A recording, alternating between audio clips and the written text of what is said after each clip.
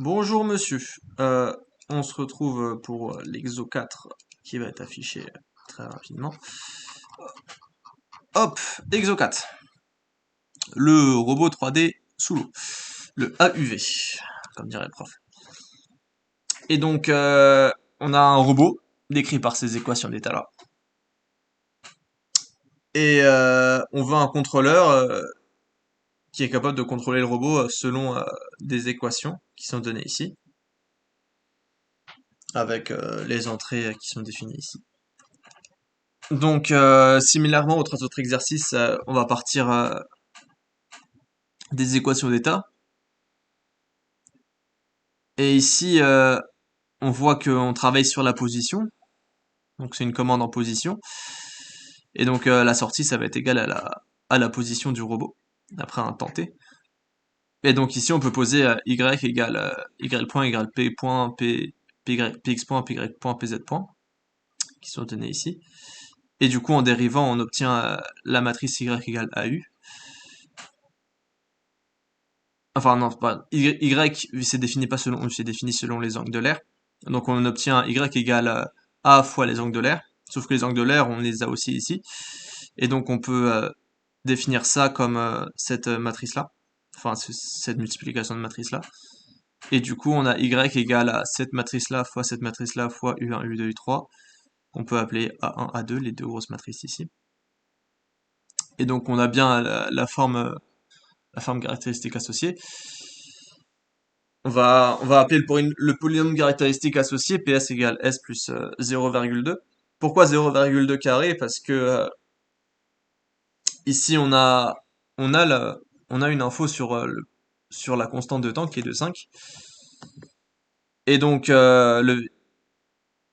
le pôle ça va être la fréquence, donc 1 sur T, qui va être de 0,2. Et donc on a le polynôme caractéristique associé avec alpha 1 égale 0,4 et alpha 2 égale 0,04. Et on obtient cette formule-là pour V. Et on va aussi calculer les oméga, ce qu'on veut, le oméga d. Donc on a oméga d point, oméga d point point à trouver.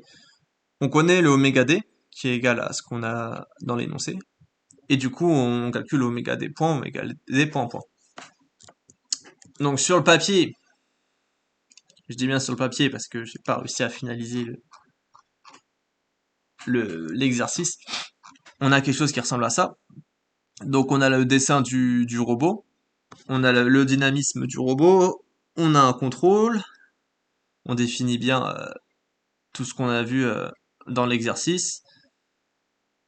On a un set point pour la position du robot en pointé, donc avec oméga point, oméga point point. Et j'ai beau tenter plein de choses, malheureusement, le robot fait des siennes.